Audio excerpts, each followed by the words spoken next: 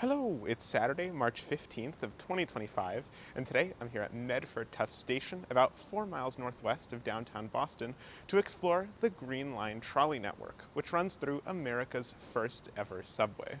By America, I do mean that this line runs through the first ever subway in the entire American continent. Well, technically the Beach Pneumatic Transit Company built and tested a short pneumatic railroad under New York City almost 3 decades earlier in 1870, but it only ran for 3 years and consisted of 300 feet of track, about 90 meters. Back in Boston, the Tremont Street subway opened in 1897 between Boylston and Park Street stations, and was built chiefly to separate streetcars from the road traffic above and speed up service. Streetcars in Boston used to run all over the city, just like most other cities in the country, but by the late 1960s, only 6 lines remained, the rest having been replaced by buses. 5 of these remaining lines, all running through the Tremont Street subway, were rebranded into the Green Line in 1967, and each branch was assigned a letter from A to E. The 6th remaining streetcar line was the Mattapan High-Speed Line to the south of the city, which still operates today.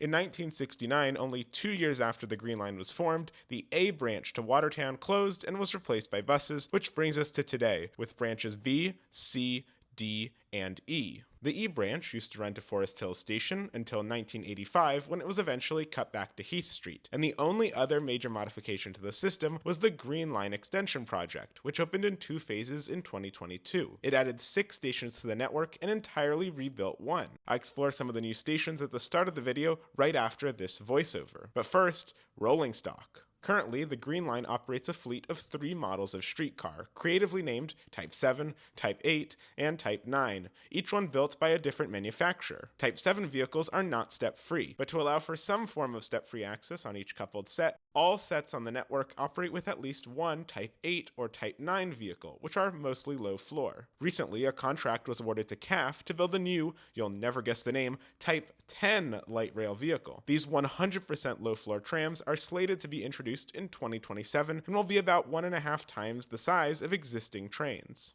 My plan for today is not to visit every single station, but to visit the 7 terminal stations, which are listed on screen now. I'm at Medford Tufts, so I can already check that one off. This station, which serves Medford and Tufts University, as the name suggests, opened in late 2022 as part of the Green Line Extension Project, or the GLX, making it the latest addition to the network. The station is right next to mainline railway tracks, over there, over which operate commuter services to Lowell and Amtrak Northeastern services to Brunswick, Maine.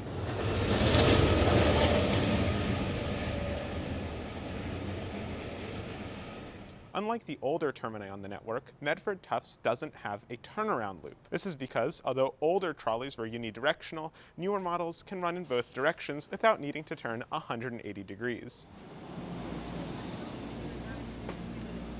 Before boarding the trolley, I validated my trolley card at a fare vending machine at the front of the station, and it gave me this little receipt that is valid for the next hour and a half. If you don't have a trolley card, the MBTA's transit card, you can also tap a contactless card inside the trolley.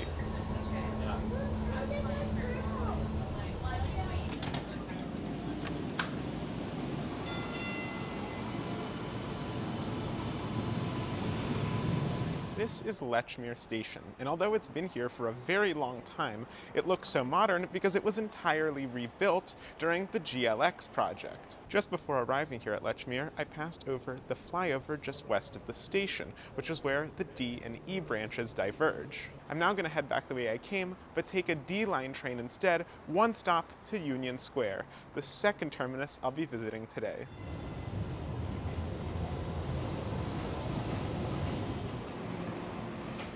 This trolley that I'm on right now is actually quite different than the last one because it's mostly low floor. It's just high floor at the ends. It's much better for accessibility.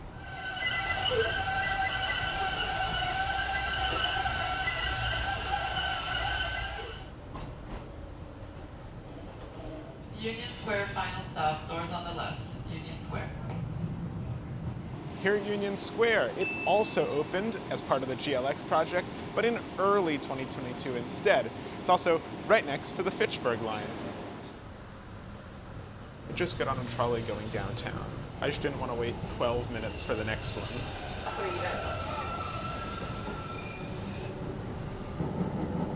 We're on the Lechmere Viaduct right now, and that building over there right there, that's the Science Museum, and it's really good. I like it. This is Science Park / West End. The destination of this train is Riverside.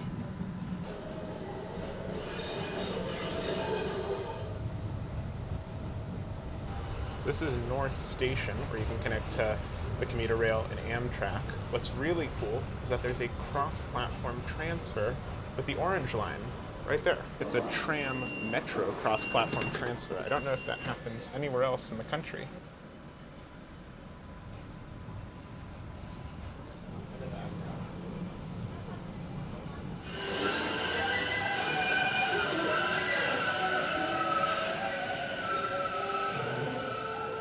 This is Government Center, the terminus of the B and C lines, check, and where you can connect to the Blue Line. This is the first of 3 underground stations with turnaround loops. This station actually has 2 turnaround loops that cross each other, one for each direction. But currently only one of the loops is used in revenue service. I'll put up a track map so you can sort of see what I'm talking about.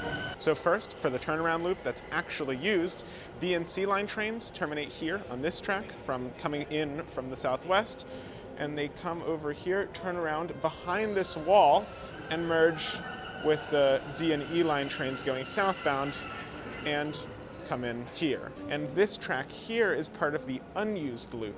So coming from the northeast, you could turn around here. But no trains do that at this point in time. The 2 different loops are the reason for the strange triangle platform layout here.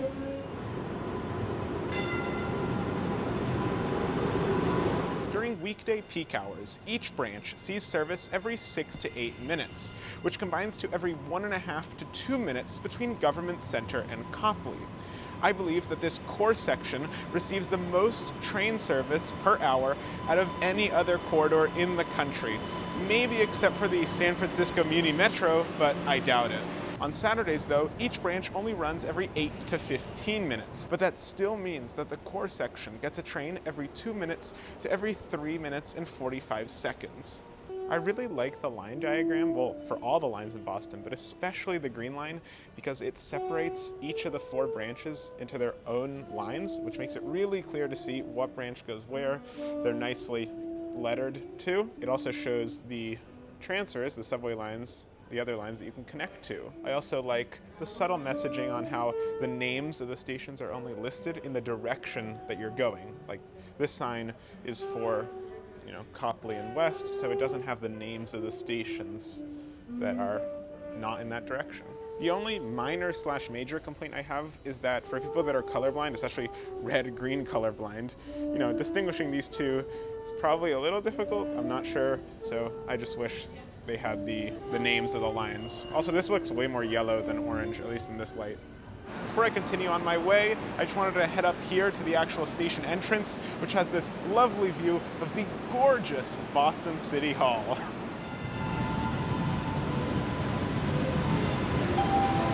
The next train is now boarding.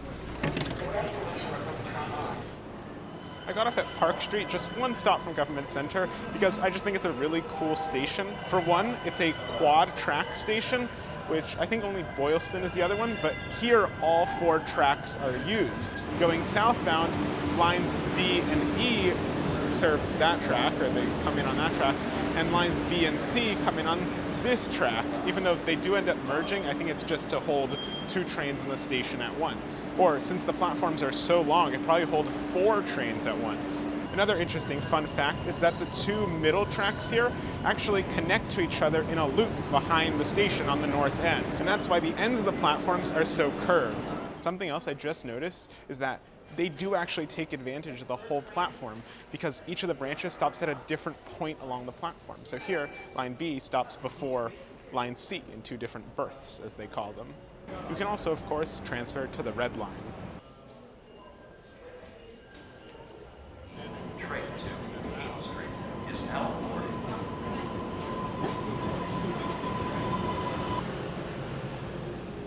We're now entering the Fremont Street subway, the first outside Europe. Up above us is the titular Fremont Street. So this is Boylston Station. When the doors open, you'll see that it has 2 unused side platforms, side tracks. So where all that trash is, that used to be a track. That track used to extend a bit further south and come up onto the surface, but that portal does not exist anymore. It was called the Pleasant Street portal, and now there's going to be a very sharp curve with a very loud noise.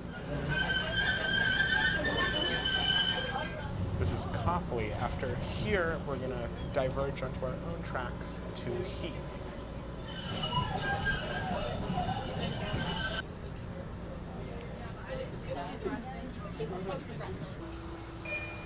Hi, just a reminder, run a bill for yourself before it's stopped. We just left Mission Park Station, and what's interesting is that the last few stops before Heath don't have platforms. You just have a sign at the side of the road, a big T for the T, but no way to actually get onto the tram without walking across a lane of traffic. Interestingly, only the front door opens at these sorts of stops. I don't know why I keep saying Heath. It is called Heath Street.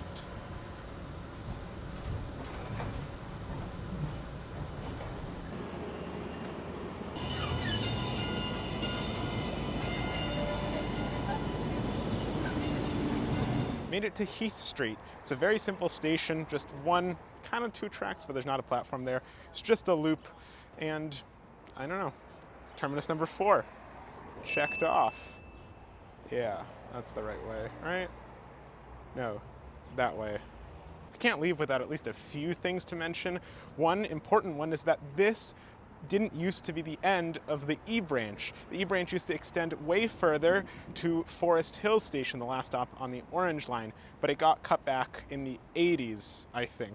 If it did get cut back in the 80s, this map is very weird because, well, it's from 2001, so interesting that it's still here, but it shows that branch from Heath Street to Forest Hills as suspended. I feel like if a section of track was closed for, 11 years or more, they wouldn't show it on a map as suspended. It would just be gone. So if it was closed in the 80s, I really don't understand why that's still there and why they haven't even replaced a map from 2001.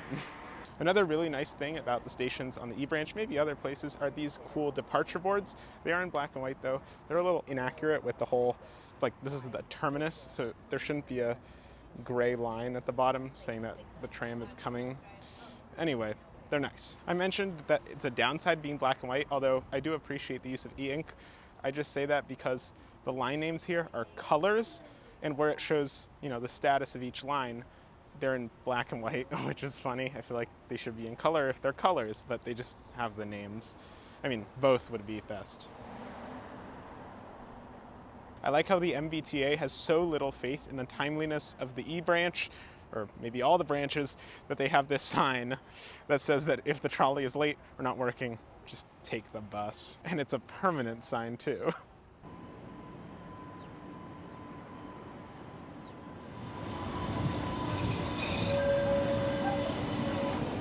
So the tram just arrived from downtown, and it immediately turns around. There is no holding time here. Also, I like how these doors don't open because the platform doesn't go there, only these doors. So I'm going to stay on this trolley all the way until Arlington Station and then transfer to the B branch to go to Boston College. The reason I'm not going to Copley, which was one stop earlier and also serves the B branch, is because, at least according to that map I saw at Government Center, you can't change sides. You'd have to exit the station and come back, and at Arlington you can do it inside the station. This is Arlington, the destination. Okay, I just got off the E-Line train. It was very crowded at the end. I realized that the dwell times here at the downtown stations can be very long because there are only, a few doors per set and everyone has to get in and out. So that's a pretty big flaw. Now I'm gonna go to the other side to get the B train to Boston College, as I said previously. I really like how Arlington Station is all painted green.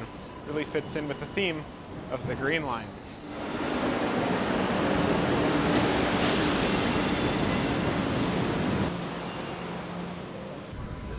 here at Kenmore Station, B line trains run on the center tracks, whereas C and D trains run on the outer tracks. That's because there's a flyover just past the station that requires this configuration. That rhymed. There's also an underground loop, the third station to have one, and it's on that side over there, and it connects the outer tracks instead of the inner tracks like at Park Street. I haven't mentioned this yet, but when the tram runs on the street level, it sort of operates like a bus, as in you have to pull, or in this case press, the stop request strips for the tram to actually stop if there's no one already on the platform waiting for it. So this is Boston University. I find it interesting how this this line serves both Boston University and Boston College. So right here at this curve, just before Packard's Corner, is where line A, or the A line, used to branch off in that direction to Watertown. This is Packard's Corner. There was just an announcement that Washington Street, which is a few stops down, will be the next stop, and it'll just go express till then. I assume that's because of bunching. There's probably a train behind us that's too close. Boston College. This train will run express to Washington Street.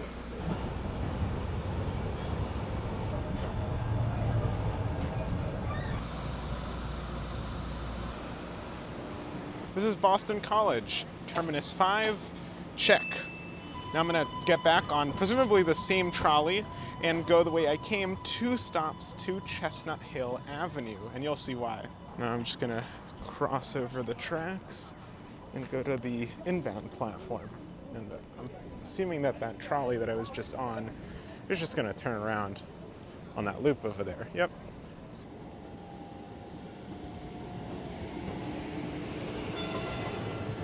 Is he not opening these doors? I don't know. I guess I'll just go over here. So it doesn't actually look like it on any of the official MBTA maps, but you can actually walk from Chestnut Hill Avenue on the B branch to Cleveland Circle on the C branch to Reservoir on the D branch. So I'm gonna press the stop request for the first time. Hopefully that worked.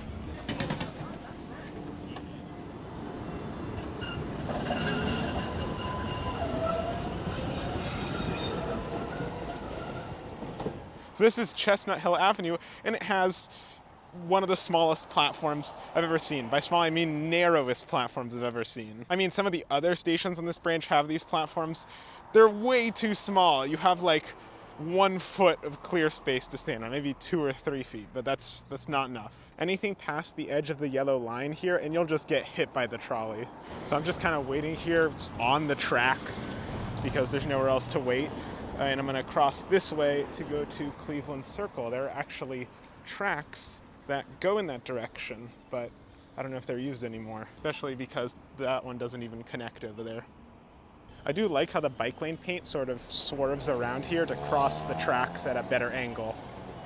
It's funny because there are 3 tram lines that serve this area, but by looking at it, you wouldn't assume that it's a transit paradise.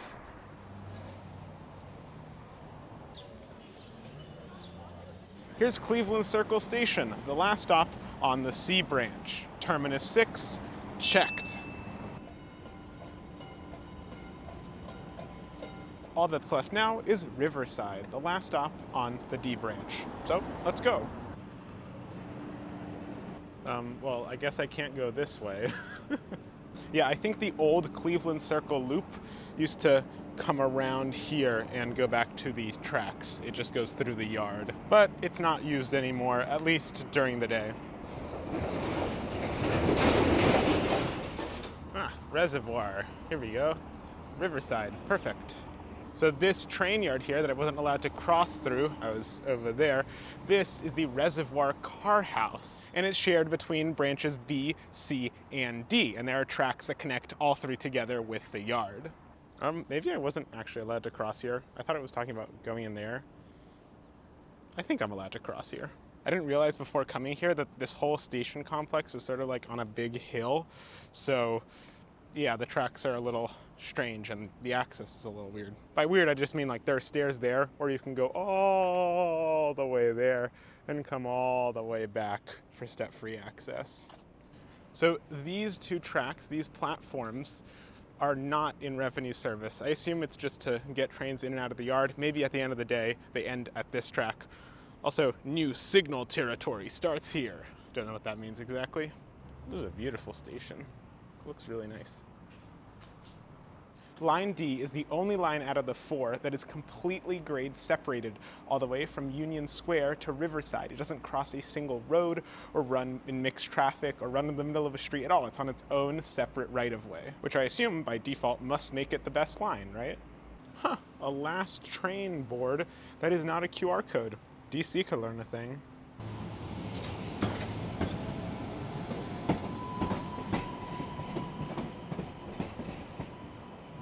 Huh, yeah, this sign here may explain what that other sign meant on the signals. Literally, new signals. By the way, I haven't mentioned this all video, but one ride on the T on any train is $2.40, which is very cheap still. I feel like it would be higher, but it isn't, so cool.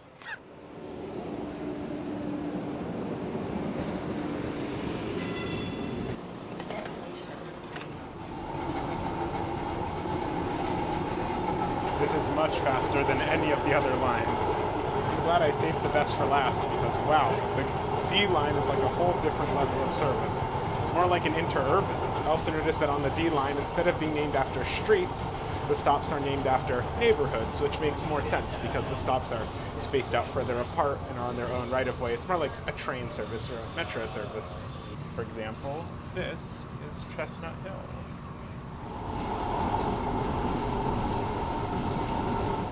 Look at this little waiting shelter. It's so cute.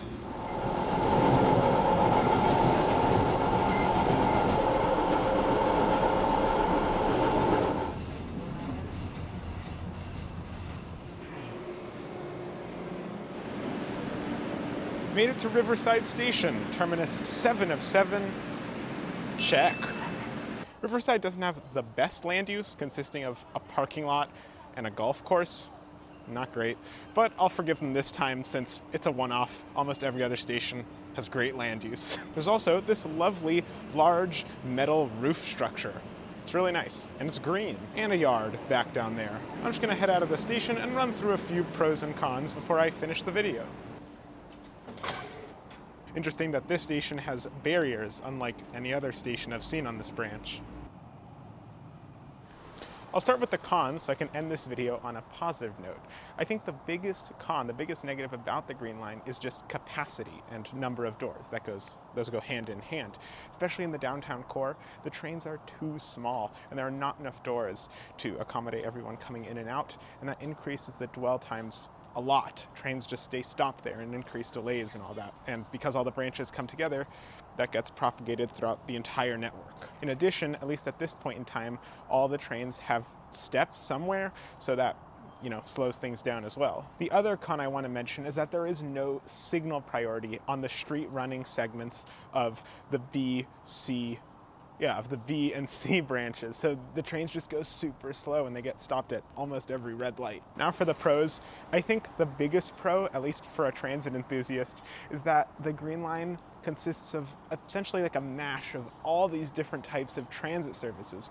We have, street running trams, we have mixed running, and an own right of way. We have interurban style running, we have underground running, we have elevated running and flyovers and old viaducts. The Lechmere viaduct is quite old and has these nice, brick arches, I think. I'll try to find some footage. But as a transit enthusiast, it's really cool for that to just be one network. I don't know. And I think the biggest pro from the perspective of riders is that, you have all these branches out and they all run into the core of downtown Boston from all over the, south and west of the city. So that's really nice. Anyway, that's all from me for today. If you enjoyed watching, please consider liking and maybe subscribing, and I'll see you in the next one. Bye!